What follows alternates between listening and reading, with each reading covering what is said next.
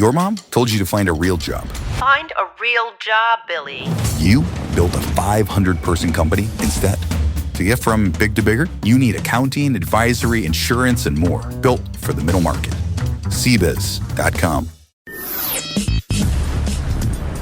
This is Report to Wyoming. I'm Colby Fedor, and in this episode, I'm talking to the executive director of the 1224 Club in Casper. His name is Jeremy Jones.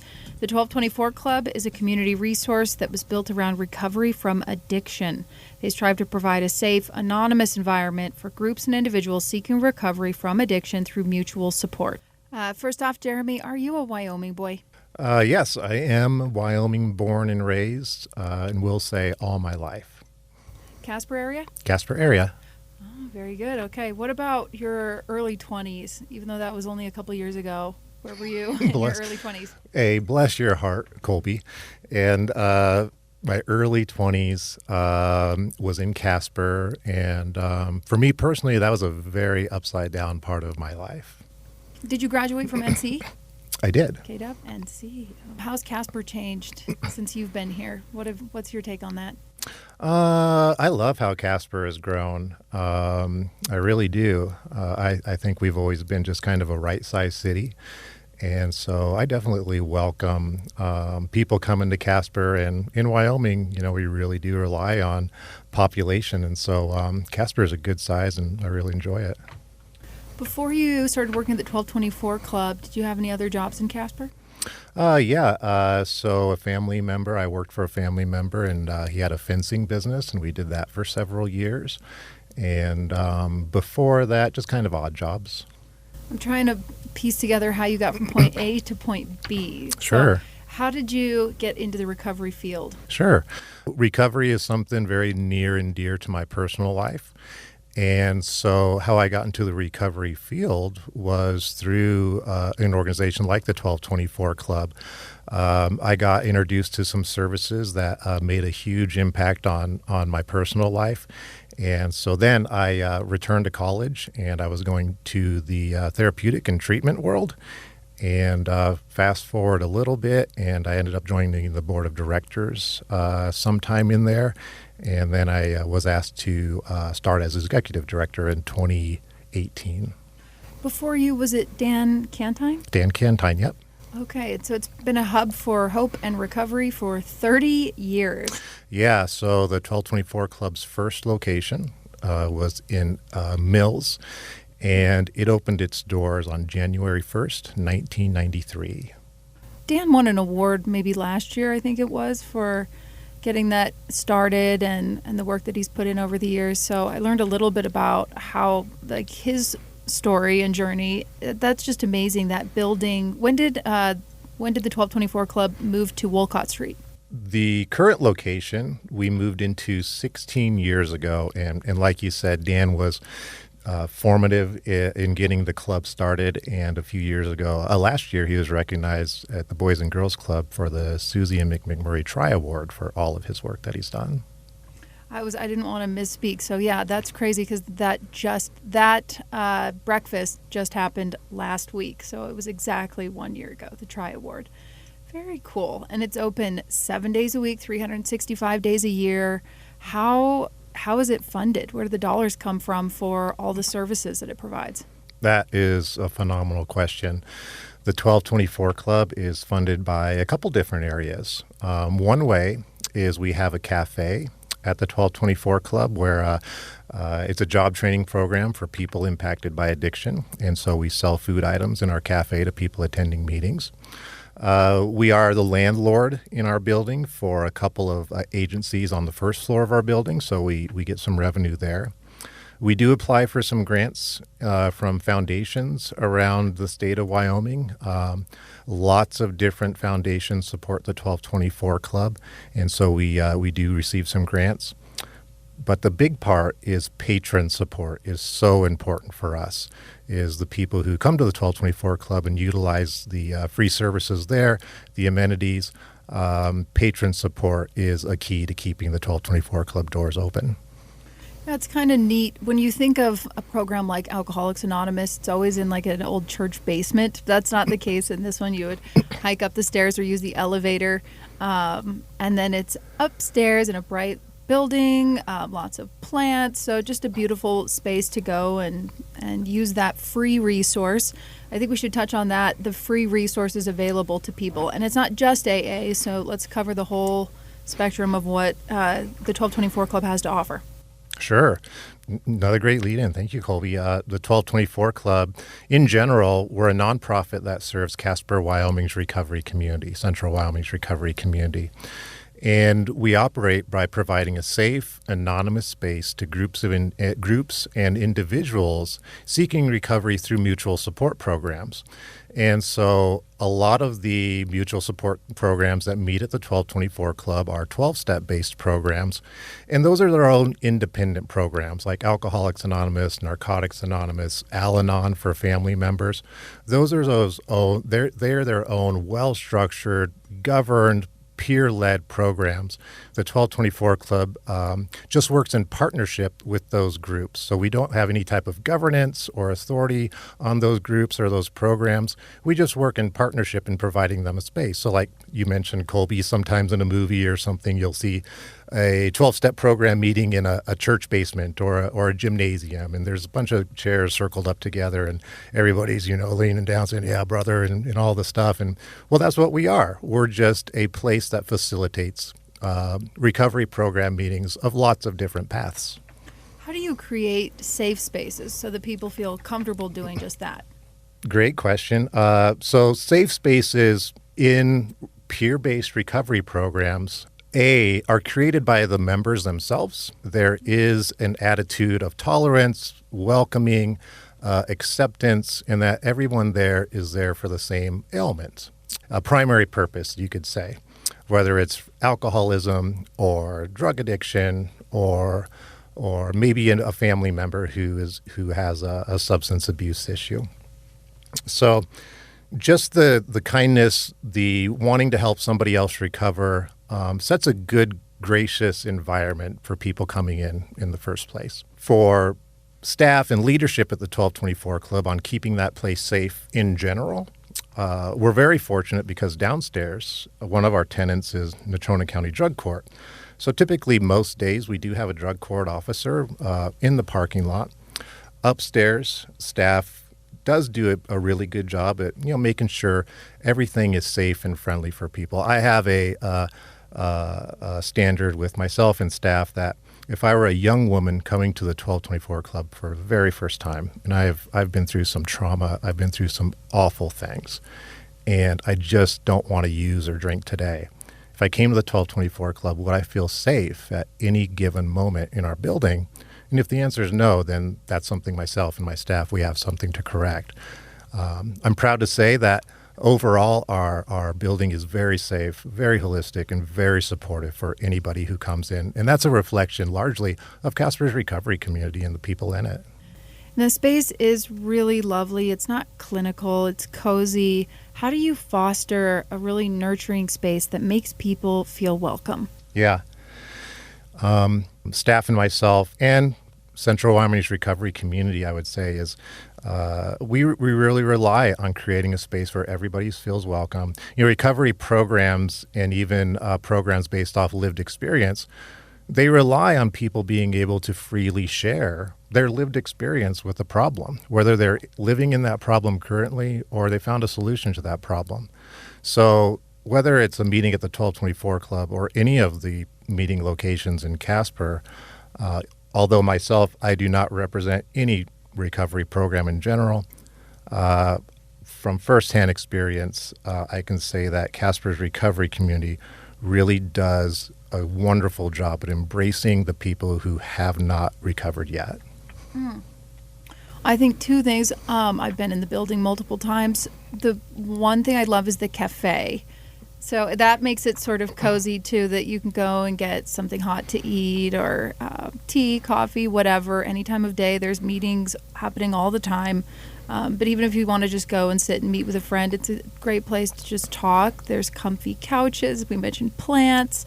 I think there's a lot of like maybe sometimes people feel like they've been stripped of their dignity when it comes to addiction. And I think having that clean space, it's just really meaningful to the people that need it. Absolutely. So the 1224 Club is operated by our staff in the Fresh Start Cafe. The Fresh Start Cafe is the 1224 Club ran program. As I mentioned, we don't govern or run any of the mutual support or 12-step based programs at the club. However, at the 1224 Club, we do have our Fresh Start Cafe, which is a job training program for people impacted by addiction. Some of them are in recovery themselves, in early recovery, and some are just have people with addictions in their lives, and they've been significantly impacted. So we hire people usually around that 30-day early recovery mark, and we teach them some cooking skills, some cashiering skills, some stuff that's all good and fine.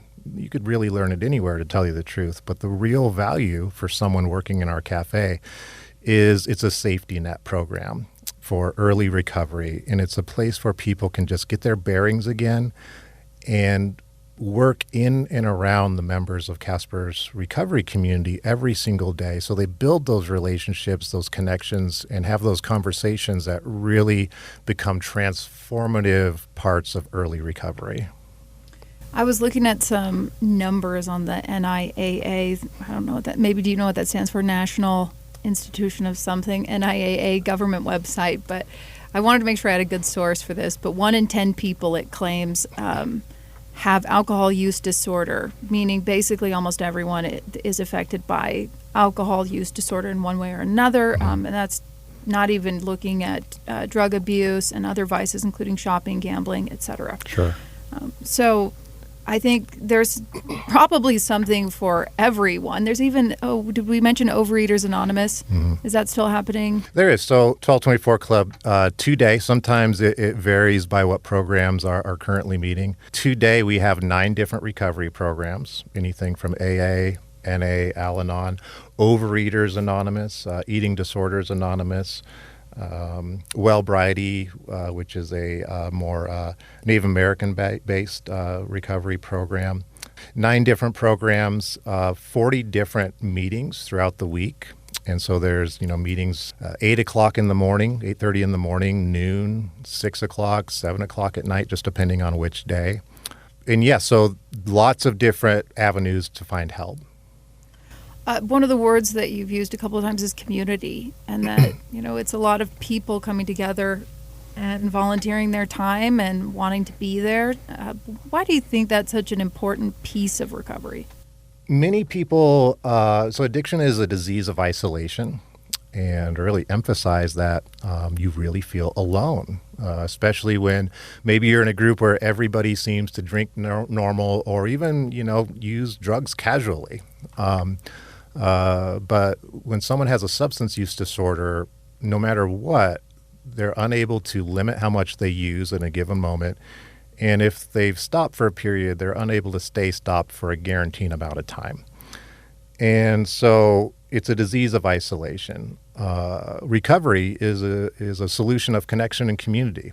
And so that powerlessness a person feels on where they can't just get a wrap on something, that's where that mutual support and lived experience comes into play, because 12-step program meetings, mutual support meetings they're not based off advice or telling another person what to do or anything like that. It's just sharing your own personal experience with a certain component of a recovery program, sharing how that worked for you, how it helped alleviate your addiction, and hopefully inspiring somebody else to try the same. So that's really the magic of peer-led support groups, is that they inspire people on their own just based off people sharing their own experience with that. In the time that you've been there, what's it like seeing the transformation of people who maybe are broken, beaten down at a low point in their life, to just even those first few months of them feeling happy and free from a physical addiction? Sure. So I have one of the most fortunate jobs in the state of Wyoming, where I get to watch people completely transform their lives every day. People coming in with not even one glimmer of hope in their life. Everything is just bad. Everything is sour, but they keep coming back. And maybe they heard something in a meeting, got inspired to try a meeting later on that day or the following day, but they just kept coming back. And you watch that take place, and you actually get to watch people in real time recover and restore the lost relationships in their life, become employable again, learn how to open up their mail, and really learn how to become just a functioning member of society again. And that's the thing is, people with addictions, people with substance use disorder, they're not the easiest people to advocate for, right? Because symptoms tend to be very ugly. They tend to hurt people and, tend to be embarrassing and can cause a lot of confusion. And so when we give an opportunity for people with that background to just help one another, amazing things really happen. I think that kind of touches on a few things, the stigma of an addiction of any kind and the shame and guilt that hold people back from getting help. Do you think that society, I guess, has done enough work when it comes to pointing out that this is an illness?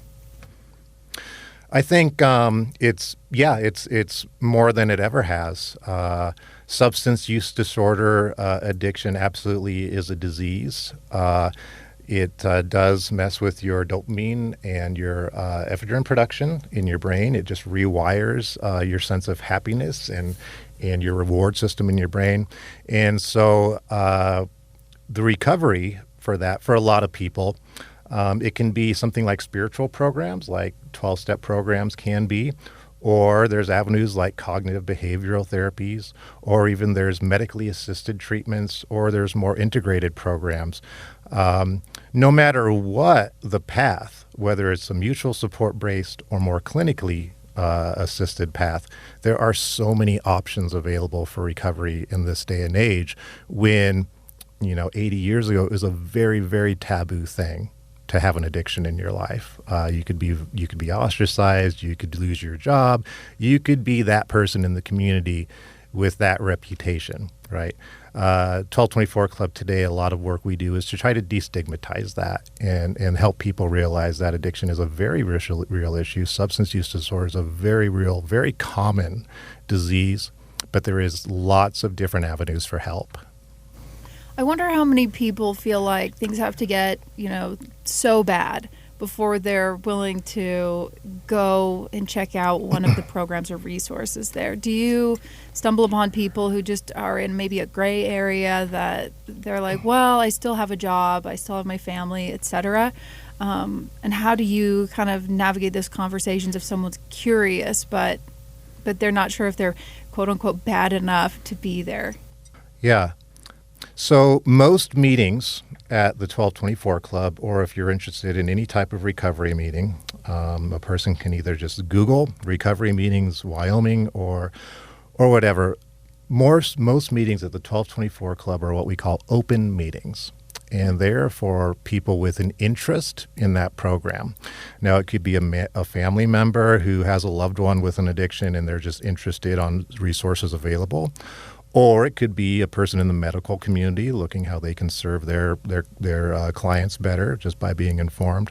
So 95% of the meetings at the 1224 Club are open meetings, meaning anybody can come in, check it out, and if it makes sense to them, if it inspires them, cool, stick around, see if you want to come to another one. And if not, it was a resource to try. Why do you think the 1224 Club has been able to help so many people? Why I feel the 1224 Club has helped so many people in its 32 years is that we're a very unique organization. It's rare to find the extent of programs meeting at the same time in the same space. And so we have a lot of that. We have 9 different programs meeting currently in our building. We are a free resource. We don't take personal information. We don't take names. There's no insurance involved, no type of copay. You simply show up, attend a meeting, see if it resonated with you, and if it did, try it again the next day, and then make those connections that way. We are open 13 hours a day. we're a free resource for, in 12-step programs. It's called sponsorship, where a person just works hand in hand on helping somebody else learn about whatever the recovery program they're in is. So we provide meeting rooms for that, where people can meet one-on-one. We're open all throughout the day for people in recovery to come get a meal or just fellowship. We're really just a place where, if you're in recovery or if you're interested in recovering from addiction, you're looking for that place, that fellowship, that connection, the 1224 Club is that spot where you can find like-minded people, and which will help you branch out to find other places in town with the same like-minded people. Another thing I noticed on the website was there are resources for suicide prevention. Obviously, the Cowboy State has a reputation for having a high suicide rate. In what ways does the 1224 Club facilitate suicide prevention? So currently we don't. We did have some groups that were meeting there. JR's Hunt for Life is a wonderful group for grief and loss support. Occasionally we do have grief and loss supports groups that meet at the 1224 Club. Grief and loss is a whole nother juggernaut. There's no 12-step or recovery program for grief, because for people who experience significant grief and loss, it's more a matter of how you're navigating that grief that day. And I'm not an expert in this field at all, but the support system is just as important. And there's lots of grief and loss support avenues in Casper right now. One of my favorites is the Death Cafe. Have you heard about this? No, I haven't. Okay, this was spearheaded by the lovely Mrs. Susan Burke. You know who she is. She worked at the local hospice place, but she would put together these little coffee meetups, and they'd be called Death Cafes. I love that she's making a hard topic a little bit more approachable for people to be able to open up. But I think that's, in a nutshell, what the 1224 Club is all about. It's like a lot of people keep secrets about what's happening because they're the shame that we talked about. And just being able to have conversations that are hard and not, things that people just don't always feel comfortable sharing with other people, including grief, because it's so vulnerable and don't want to be a downer, and making it more acceptable for people to be able to do that everywhere, I think is really important. Yeah, whether grief, addiction, anything that just makes us feel alone and that we're the only one going through that, getting over that hurdle is so impossible sometimes. And bottoming out on that emotion, man, I wish I had the recipe to help someone realize when they're at a bottom. But that's just something that we just have to watch somebody experience themselves. But yeah, you're absolutely right. I did want to say, though, in terms of suicide prevention, I'm sure that we can see a correlation between drug abuse, alcohol abuse, any kind of substance abuse, and suicide. And so in a way, I mean, just providing hope and helping people to recover from addiction is a small piece of suicide prevention. And when we look at those numbers, we get them every year from the Wyoming CDC. They can't always distinguish between an overdose and suicide. And so I wonder how that affects our numbers and how many of our reported suicides might be overdoses. Yeah, that's a neat question. Who knows? So when a person dies of, there's a lot of side effects associated with alcoholism or significant drug use. And so a heart failure may be a cause of death, but years of alcoholism may have had a role to play in that. And so typically substance use disorder does not end up on a death certificate. However, a lot of the other side effects of addiction are. So yeah, who knows the real numbers on how many lives substance use disorder takes, because they get categorized as something else. But yes, a very real problem, very real. Another thing I wanted to touch on, if you're okay with it, is how working in a recovery space every day has impacted your personal life, and if there's things that you do every day for your own health and wellness, because you know how important it is, and you have maybe a unique outlook on life. Gosh, I don't know if I have a unique outlook. I know I'm very fortunate, and I do get to see firsthand the power of altruism and, putting somebody else in your thoughts every day. So the big magic of recovery programs or working at the 1224 Club and getting to see recovery groups work is that, a big heft of any recovery program is the personal work. But just as equally impactful and gratifying is to help somebody else, is that ability to help somebody else walk through the same path and recover themselves. And so I get to watch people do that every single day. I get to be a fly on the wall for some very deep, very life-changing moments that you just don't get in your typical workplace. And so every day I get to be filled with a lot of gratitude for the people that I get to work with, just the community that I get to see, get to support each other, love each other, and help each other through a life-threatening disease. I hope I don't embarrass you, but can I ask about ice baths? Oh, gosh. I was reserved. I almost choked on my coffee, folks. Yeah. So Jeremy, for a while there, was every single day jumping in an ice bath. Are we still doing that? Yeah, we're still doing that, and I will talk anyone's ear off about ice baths. And I have some early arthritis. I do some things. I really got into swimming a few years ago. I love lap swimming for preventative health care and for some things I have going on in my body. I'm a moron when it comes to stretching, and so I ended up with a lot of cramps and stuff. And ice baths, I got into them this last winter, and I'll tell you what, they are legit. So try one out. And with our last little bit of time, do you want to touch on some of the things that you have coming up at the 1224 Club? I do. Thank you, Colby. So the big event we have coming up on October 3rd is the 1224 Club's 20th annual recovery rally. And at that, we're going to be honoring Officer Terry Jackson with Natrona County Drug Court. He is the 1224 Club's recipient of our Beacon of Hope recognition. And it's a recognition we give to a person who's made a huge impact on Casper's recovery community, and Officer Terry Jackson has done just that throughout the years. Recovery Rally is going to have entertainment by Second Chance Comedy from Colorado, and they're a comedy team that does a comedy show about addiction. And we're going to have our recovery raffle, and it's a chance to win up to $5,000 in cash. We have 12 different big cash prizes going on.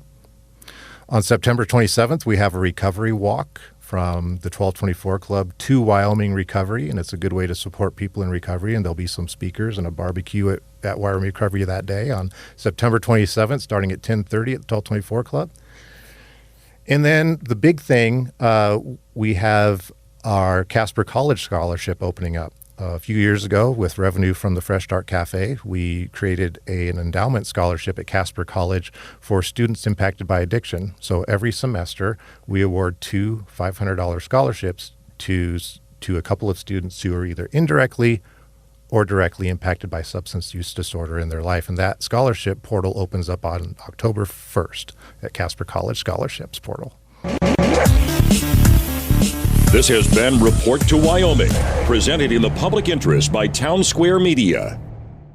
Support American-made tariff-free clothing with American Giant with American Giant. They aren't affected by tariffs because their clothing products never left the U.S. Get 20% off your first order when you use promo code STAPLE20 at American-Giant.com.